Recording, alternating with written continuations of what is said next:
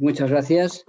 Estoy encantado de estar aquí con vosotros y encantado de conocer, porque no conocía a Mercedes, y de poder tener esta charla con todos vosotros. A ver, presentar a Mercedes Cabrera, bueno, ya lo sabéis, politóloga, historiadora, doctora en Ciencias Políticas, Sociología por la Universidad Complutense de Madrid, es catedrática de Historia. Decía que Mercedes es doctora en Ciencias Políticas y Sociología por la Universidad Complutense de Madrid. Desde el 96, catedrática de Historia del Pensamiento, Movimientos Sociales y Políticos en la misma universidad. Es importante porque fue diputada del Congreso en estos momentos, que hablaba del libro, del 2004 y 2011, en 2 legislaturas. Del 2006 al 2008 fue ministra de Educación y Ciencia con el presidente Zapatero, y después de las elecciones del 2008 volvió a repetir como ministra de Educación, aunque en ese momento el ministerio tenía el nombre de Educación, Política y Social y Deporte. Tiene muchísimas obras publicadas de divulgación histórica, pero ya estamos aquí por la obra que Editorial Taurus ha publicado sobre el 11 de marzo.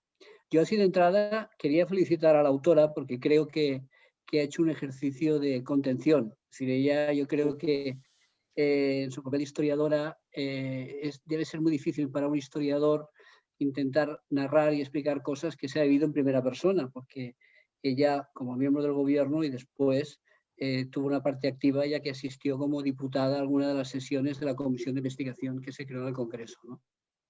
Entonces yo creo que esto dificulta la mirada del historiador sobre hechos que no has vivido, que están en el pasado. Es más fácil de explicar. Hablar sobre cosas que tú has estado en primera persona, puedes tener tentación, y más en la controversia política entre unos y otros, a entrar un poco a hacer juicios de valor. Y yo creo que ella hace un ejercicio, me atrevería a decir, periodístico, de mantener un cierto distanciamiento y explicar las cosas como son. En un libro que recoge para mí dos elementos fundamentales de aquello, ¿no? Que para mí se pueden dividir en dos: el 11M y el 14M. Son dos momentos tremendos en la historia de España. El más importante, sin lugar a dudas, fue el 11M, fue el atentado, fue la tremenda atrocidad que cometieron la banda terrorista. Pero luego hay otro elemento que supuso el 14M, ¿no? Que es que cuando nadie lo esperaba, hubo un cambio, un vuelco electoral, y el PSOE ganó aquellas elecciones. Y eso solo se puede entender por cómo el gobierno en aquel momento del Partido Popular, esto es opinativa, pero bueno, para eso estamos, cómo el gobierno del Partido Popular utilizó aquel atentado terrorista para intentar marcar y señalar a ETA y no a los grupos islámicos, que es lo que hicieron el atentado. Entonces, para mí son los dos elementos muy importantes, está bien narrado y bien explicado.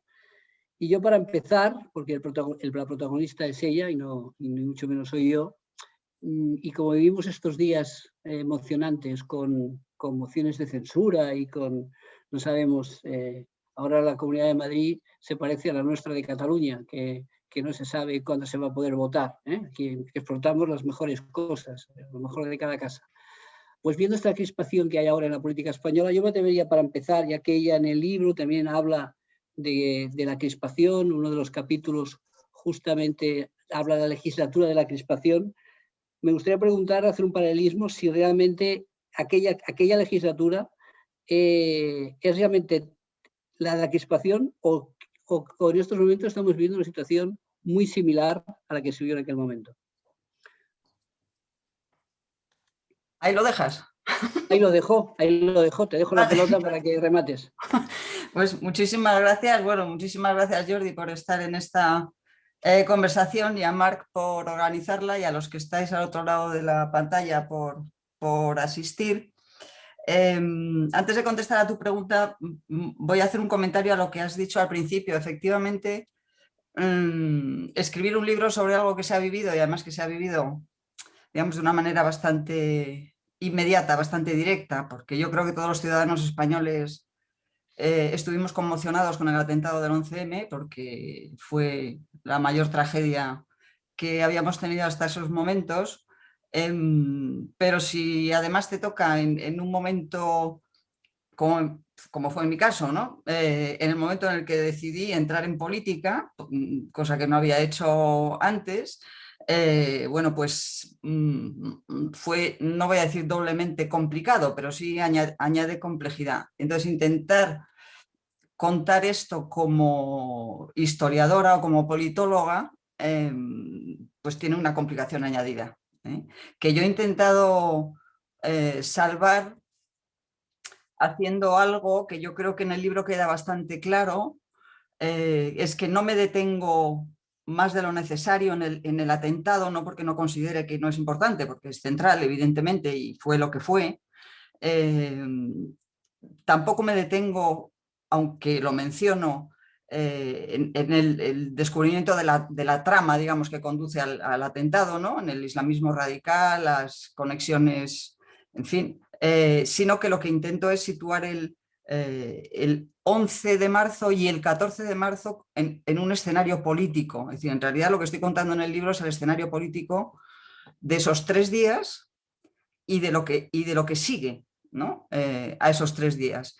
Y además lo hago intentando, no sé si lo he conseguido o no, intentando ser fiel al ritmo con el que se van conociendo las cosas. Es decir, no anticipo en la narración que voy haciendo, no anticipo lo que se sabe después, sino que intento reconstruir lo que se va sabiendo en cada momento, un poco para presentar el escenario político tal y como creo que ocurrió. Entonces, bueno, es un ejercicio, o ha sido un ejercicio complicado, porque además me ha obligado a revivir aquellos acontecimientos.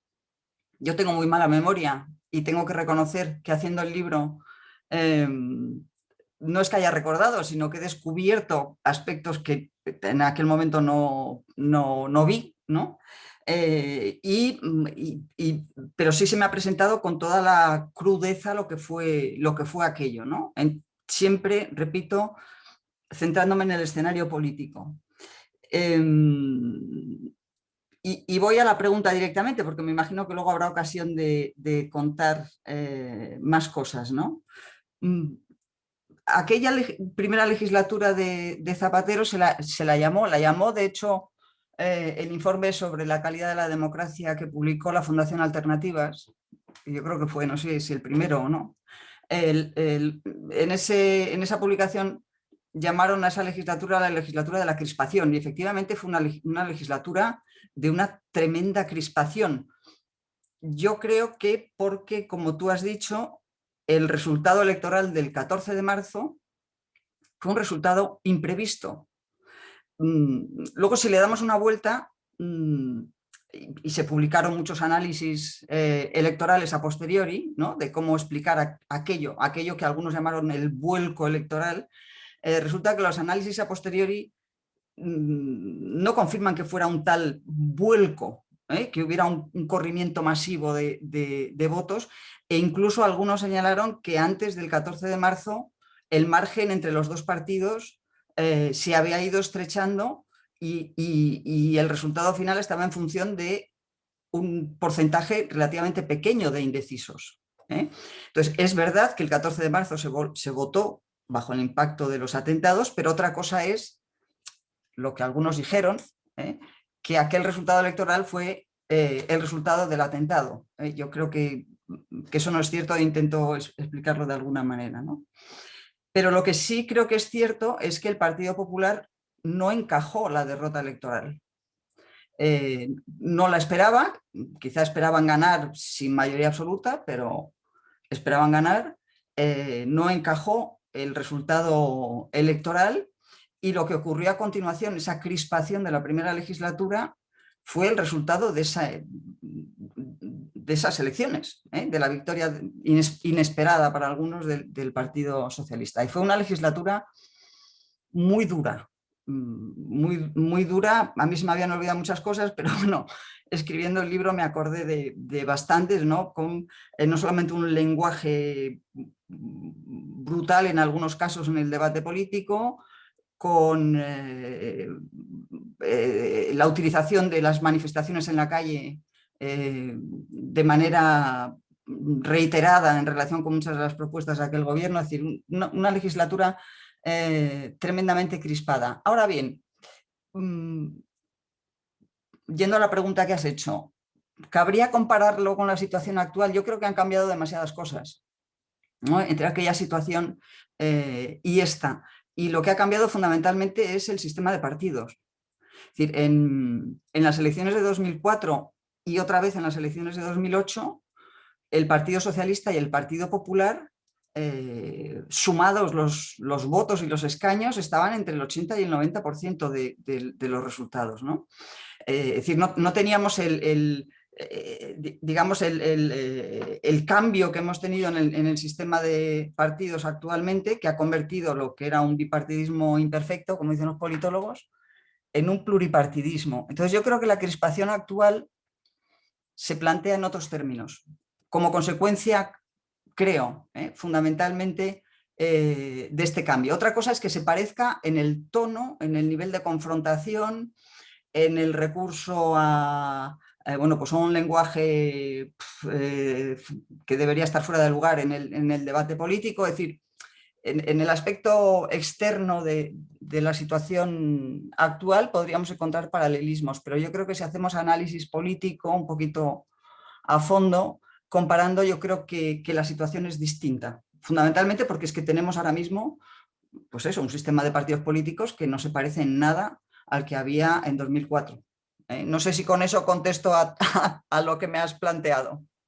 Sí, básicamente vienes a decir es que hay un tono de crispación similar, pero el tema es muy diferente, porque la verdad es la sociedad es muy diferente y lógicamente es una comparación sobre el tono y no sobre el sistema. El sistema evidentemente ha cambiado.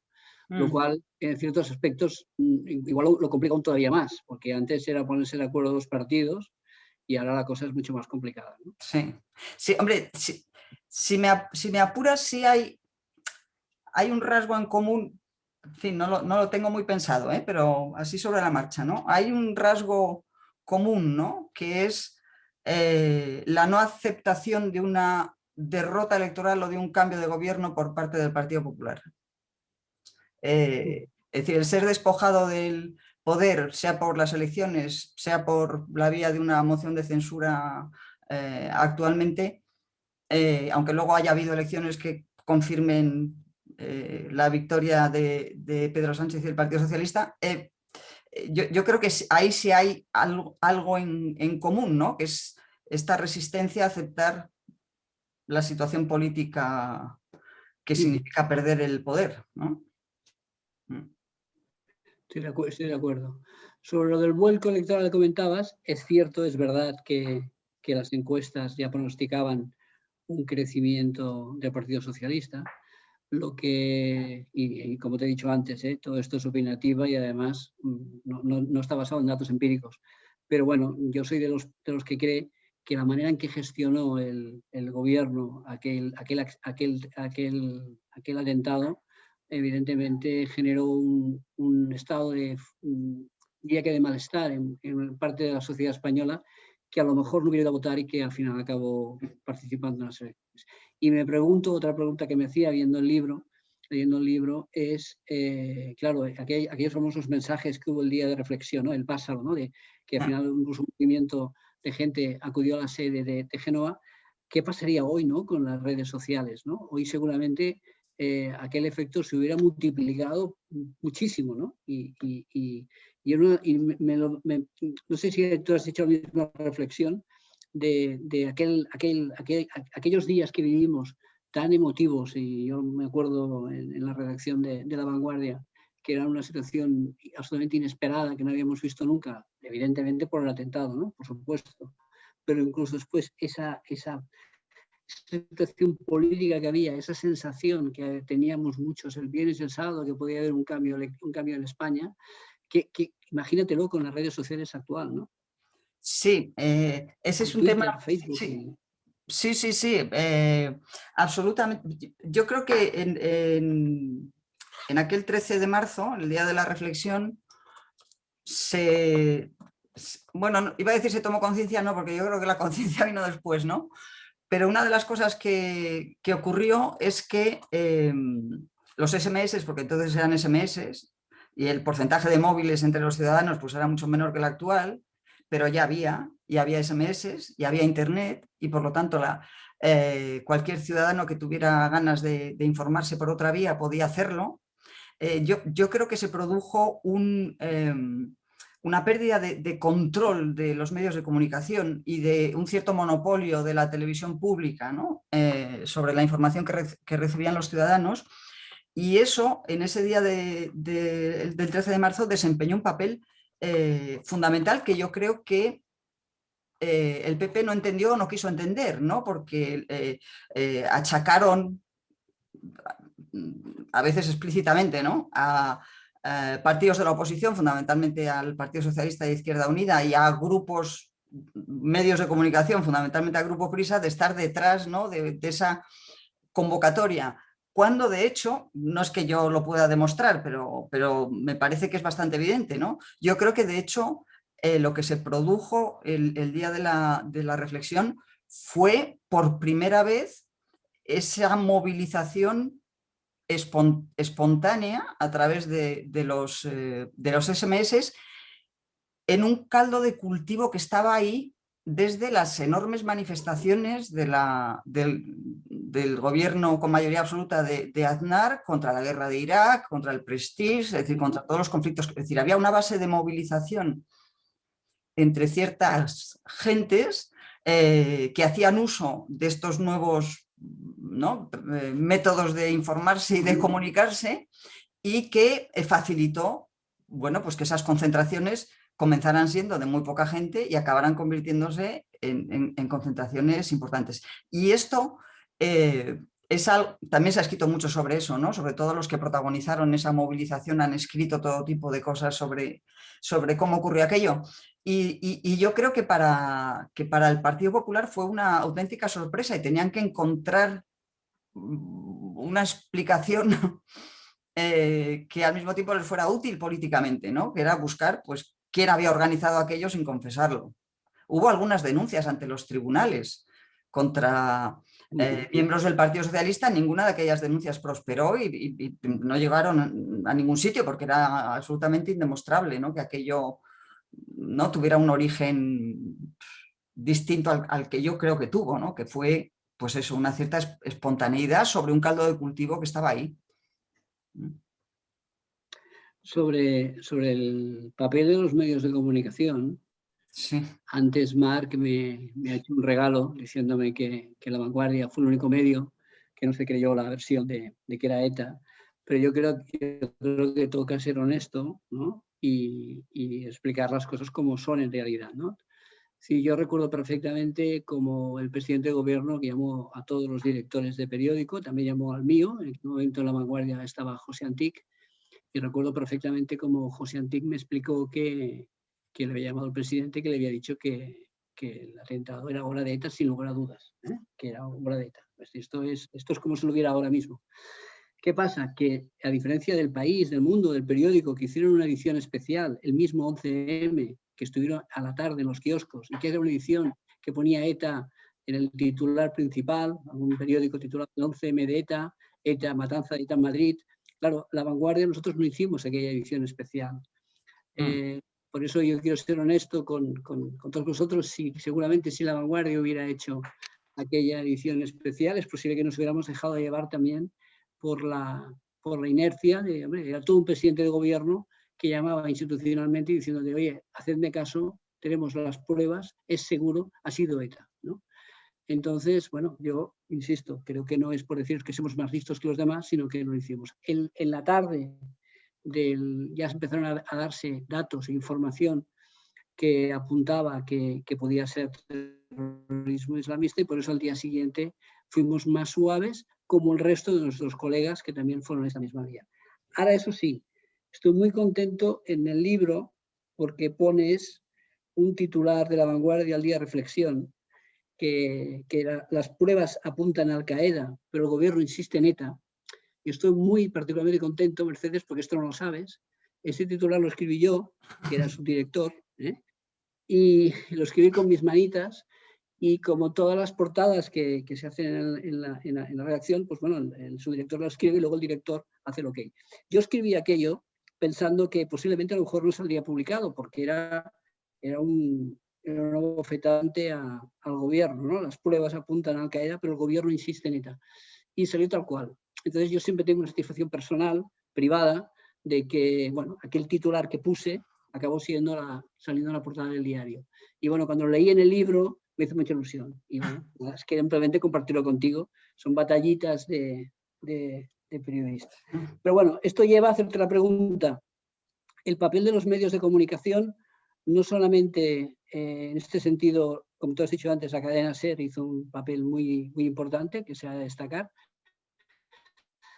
pero sobre todo te diría ya entrar a analizar lo que fue posteriormente, el juicio y no juicio, sobre todo la famosa campaña de la conspiración, todo lo que se ha llegado a decir, incluso con sentencia firme, que han habido artículos, diarios, libros, poniendo en duda la propia investigación policial, la propia sentencia del juez. ¿Tú qué opinión te merece toda esta parafernalia que hemos vivido? Bueno, tienes toda la razón, ¿no? Todo esto que cuento en el libro tiene un componente importantísimo que es una batalla mediática.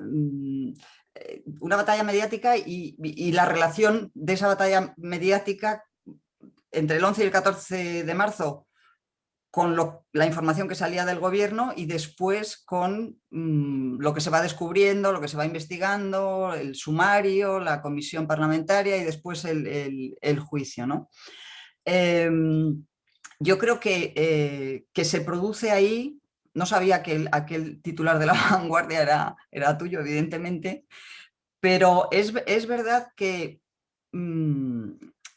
inicialmente, no ya en los medios, sino por parte de los líderes políticos, salvo Arnaldo Otegi, las primeras declaraciones de los líderes políticos, y la primera fue la del Lehendakari, Ibarretxe, fueron, incuestionablemente ha sido ETA. Todos. Ninguno dijo otra cosa durante gran parte del 11 de marzo. Pero yo creo que está bastante claro por las noticias que van saliendo, y yo una de las cosas que intentaba ahí es pues, contar lo que dice la prensa, es que las dudas surgen el mismo día 11. Entre otras cosas porque yo me acuerdo que eso lo dijo Alfredo Pérez Rubalcaba, ya no sé si fue en la comisión parlamentaria o después, ¿no? Dijo que en este país, por desgracia, por la historia de ETA, había mucho experto en terrorismo.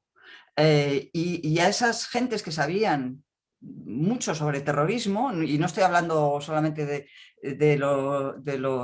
las fuerzas del orden, ¿no? De la policía o de la Guardia Civil o del CNI, sino periodistas interesados, etcétera, a todos esos expertos en terrorismo, muy pronto deja de encajarles la monstruosidad de atentados que acaban de ocurrir con el tipo de atentados que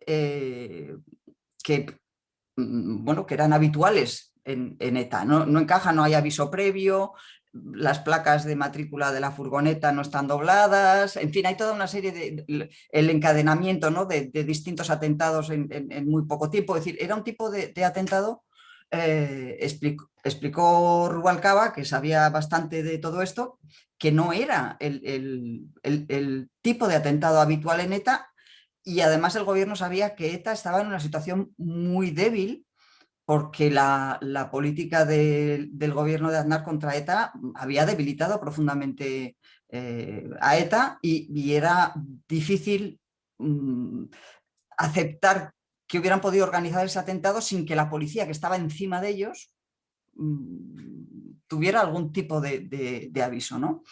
Entonces, bueno, es una de las cosas más, bueno, que a mí más me ha chocado haciendo el libro, ¿no? Es la comparación entre las evidencias y lo que se sostiene desde el gobierno, tanto entre el 11 y el 14 de marzo como después, ¿no? Es decir, porque las evidencias son, digamos, podían caber dudas, ¿no? Pero las evidencias, los indicios son abrumadores. Y sin embargo, el gobierno de Aznar entre el 11 y el 14 de marzo se empeña en sostener la autoría de ETA prácticamente hasta el día de las elecciones, contra toda evidencia, y cabría preguntarse que por qué motivo, es decir, por qué no, en lugar de esa opción, ¿por qué no asumió el atentado como lo que fue una tremenda tragedia nacional? ¿Y por qué no decidió encabezar una movilización conjunta de todos los partidos políticos contra aquel atentado? Es decir, en lugar de hacer eso, jugó a otra cosa. Para mí la gran pregunta es, ¿por qué hizo eso?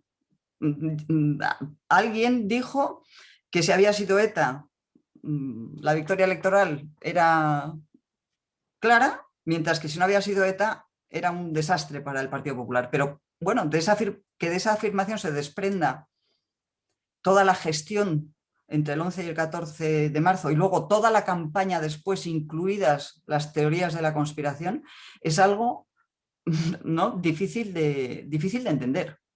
Difícil de entender. Todavía hoy, todavía hay mucha Todavía gente hoy. que cree que ETA tuvo un papel.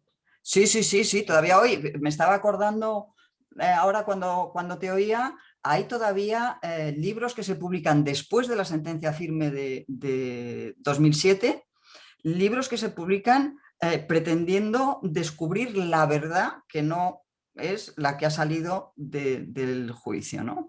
Y además siempre se dice eso, la verdad. Vamos a descubrir la verdad de los hechos, ¿no? Como, bueno, pues, y esto fue tremendo. Fue tremendo, y algunos de los protagonistas de momentos durísimos padecieron eso, pues empezando por el jefe de los TEDx, que escribió luego un libro. Sánchez Manzano fue descalificado, por decirlo suavemente, y no solamente él, bueno, miembros de la policía, instituciones, incluido el juez instructor del Olmo por el sumario, y después el juicio, ¿no? Es decir, es la puesta en cuestión de las instituciones haciéndolas responsables de una enorme conspiración, ¿no? Para mí esto es, bueno, iba a decir inexplicable, no sé si es esa la palabra, ¿no? Pero difícil de entender, ¿no? Y ya puestos en esta teoría de la conspiración, ¿tú qué crees que quiso decir aquella famosa frase José María Aznar en la comisión cuando dijo aquello: los autores del atentado no están ni en desiertos remotos ni en montañas lejanas? ¿Tú tienes alguna interpretación? Pues la verdad es que no sé si es una, porque la ha vuelto a repetir. José María Aznar se ha mantenido en sus declaraciones, ¿no? Y no está dispuesto a enmendar en absoluto, a pesar de lo que ya se sabe. Ayer, me parece, o antes de ayer, se presentó un nuevo libro que ha publicado Fernando Reinares, que es todo el entramado que relaciona a los autores del atentado del 11M directamente con Al-Qaeda.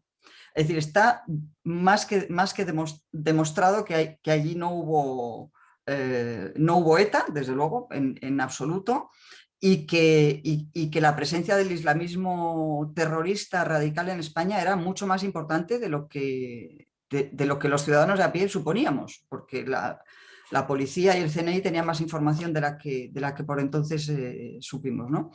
Pero yo creo que cuando Aznar dijo eso, pero es pura intuición, estaba pensando en dos de los elementos de la conspiración que se manejaron, ¿no? Que uno era evidentemente ETA y el otro, que manejaron algunos, era la implicación de Marruecos. Por aquí venía yo, sí. Que esto lo sostuvieron algunos tertulianos con mucha firmeza, ¿no? Y hombre, una cosa es, que esto lo cuenta Reinares en su libro, que Marruecos no colaborara o no previamente, ¿no?, con información, y otra cosa es implicarlo. Yo no sé si quiso decir eso, o sea, estoy haciendo pura especulación porque eso no lo sé, pero luego hay una réplica, cuando Aznar dice eso, hay una réplica en la comisión parlamentaria, no sé si fue de Llamazares, que le pregunta directamente si se está refiriendo a ETA y a Marruecos. O sea que algo de esto debió ser. Bueno, yo voy haciendo preguntas, Marc. Si hago más de la cuenta y quieres que haya de intervenir la gente que está en el chat, me cortas cuando quieras. Vale, no, la agenda pública. Vale, no. Pero quería hacer solo una pregunta que me llama mucho la atención. A raíz en la comisión de investigación, una intervención de Jaime Ignacio del Burgo preguntando a un policía, no sé si era un coronel, alguien de la Guardia Civil, no exactamente quién era, un poco le puso sobre las cuerdas un poco la idea de que el atentado se podía haber evitado. Tú, con toda la información que has podido obtener, ¿tú crees, incluso plantear la pregunta me parece desagradable, pero bueno, te la planteo, porque aparece así en la presentación, tal como lo hizo el diputado popular. ¿Tú crees que el atentado se podía haber evitado? A ver, voy a dar una explicación que tiene poco que ver con las razones que llevaron a Jaime Ignacio del Burgo a preguntar eso.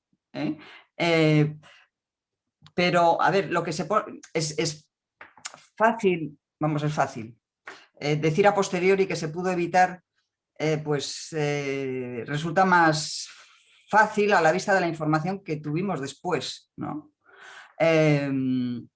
Pero precisamente la comisión parlamentaria y luego yo creo que el propio juicio pusieron de manifiesto cuestiones muy relevantes que se recogen además en el dictamen final de la comisión parlamentaria, ¿no?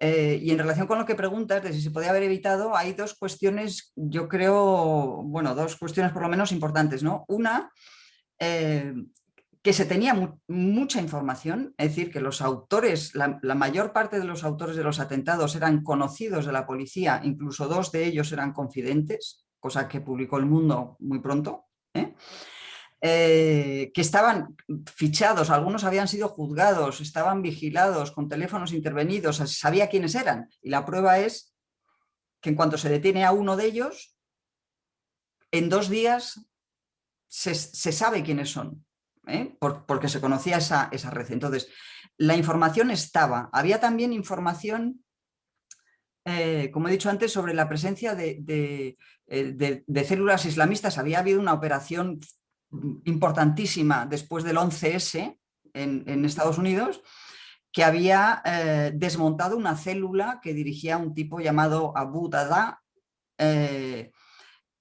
y que estaba ahí desde mediados de los años 90, con contactos muy importantes fuera, y con la dirección de Al-Qaeda, y la información se tenía. Lo que se pensaba es que España era un lugar, digamos, en el que este islamismo radical tenía un refugio, probablemente buscaba financiación, adoctrinaba, enviaba gente, ¿no? Mujahidines a Afganistán. Es decir, se sabía que todo esto ocurría, pero se tenía la convicción de que España no iba a ser objeto de un atentado. Entonces, ni el Código Penal entonces vigente, ni las decisiones que toman algunos magistrados en juicios contra esta gente fueron, digamos, o estuvieron a la altura de la amenaza que se tenía, ¿no? Entonces, en resumen, había mucha más información de la que probablemente pensábamos. La pregunta es si esa información la tenía también el gobierno del Partido Popular y hasta qué punto le daba importancia, porque lo que sí está claro, que sale también en la comisión parlamentaria, es que la inmensa mayoría de los recursos disponibles en la lucha antiterrorista estaban volcados en la lucha contra ETA. Y ni en la policía, ni en la Guardia Civil, ni en el propio CNI había, digamos, una disposición o un interés semejante bueno, pues en tratar con este otro fenómeno terrorista que tenía características muy distintas. Entonces, con toda esa información, ¿se podía haber evitado? Bueno, pues puede haber dudas, pero se puede dar. Y luego hay Otra cuestión también importantísima que sale ya en la Comisión de Investigación en el Parlamento y que se repite y es lo que utiliza, digamos, Jaime Ignacio del Burgo, que es la descoordinación entre los cuerpos y fuerzas de seguridad del Estado, entre la policía y la Guardia Civil y entre distintas unidades dentro de la policía y de la Guardia Civil, de tal manera que no se cruza la información entre esas distintas unidades y, por ejemplo, no se relaciona, y perdón, me estoy extendiendo demasiado, no se relaciona algo que luego demostró ser fundamental, que era las tres piezas del entramado, ¿no? Una pieza era el islamismo radical, terrorista, la otra pieza era grupos de delincuencia habitual, que se dedicaban pues al tráfico de drogas, al robo, etcétera, y que acaban confluyendo con los anteriores, y luego la trama, digamos, del tráfico ilegal de dinamita en Asturias. Entonces, digamos que los cuerpos y fuerzas de seguridad del Estado tenían información por separado de esas tres piezas, pero como las unidades que se dedicaban a la investigación sobre cada una de ellas eran distintas, el cruce de información entre ellas no funcionó. Hubo una profunda descoordinación. Entonces, ¿podría haberse evitado si se hubiera cruzado la información? Bueno, pues es una buena pregunta, que se hacen, por ejemplo, en esa comisión parlamentaria y aparece en el dictamen de la comisión como uno de los grandes problemas que se pone de manifiesto. Y de hecho, el gobierno de Zapatero, una de las cosas que hace muy rápido es crear unidades de coordinación dentro de los cuerpos y fuerzas de seguridad del Estado, ¿no? Que no existían antes. Es que llama mucho la atención porque son dos grupos, ¿no? Por un grupo hay un grupo de fanáticos que no tiene nada que ver con la delincuencia y luego hay otro grupo que se dedican al trapicheo, narcotráfico, tal. Entonces se juntan y es lo que es el núcleo que es el que provoca el terrorista. Pero la sorpresa es, y es lo que ha generado tanta liturgia, es cómo se juntan, si alguien los junta, si alguien los organiza, y por eso entiendo que en muchos lugares, además, en este oficio nuestro, ser tertuliano y decir cosas en una tertulia es una cosa muy fácil, se apunta rápidamente la teoría de que, bueno, podía estar detrás los servicios secretos marroquíes, pero de eso a poder ir más adelante es muy complicado. Oye, has dicho lo de la comisión. En el libro lamentas que no había recursos o atribuciones. Haces una comparación con la investigación del 11S de Estados Unidos, ¿no? La investigación se lleva aquí. Realmente la sensación de impotencia, de poder avanzar y de poder existe, ¿no? En el Congreso. Se podía haber hecho mucho más, ¿no? Sí, a ver, yo soy una defensora a ultranza del Parlamento y de lo que se hace en el Parlamento. Y reconozco que una de las fuentes de información más importantes del libro que he escrito son los diarios de sesiones de esa comisión parlamentaria en la que aparecen cuestiones fundamentales. Ahora bien, esta comisión del Congreso de los Diputados no tiene nada que ver con la comisión que se formó en Estados Unidos después del 11S, que era una comisión pues en gran medida de expolíticos prestigiosos, pero separados de la acción política en ese momento y a los que se les presta recursos todos los necesarios y el resultado es una investigación digamos que exhaustiva, ¿no?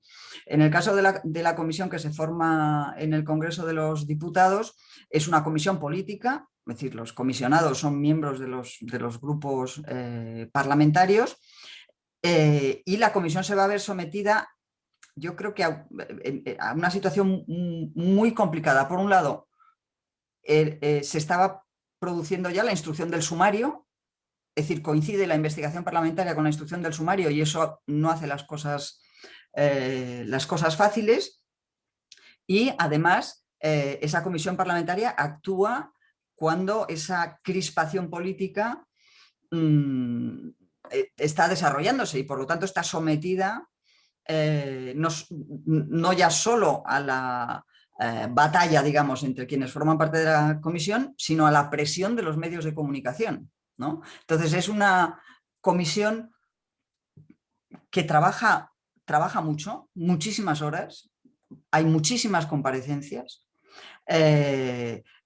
No siempre consiguen tener la documentación que solicitan porque alguna está bajo secreto de sumario y por lo tanto pues hay complicaciones, ¿no? para manejar esa documentación, pero aún así yo creo que esa comisión realizó un trabajo importante, importante porque, vamos, no hay más que leer el dictamen, ¿no?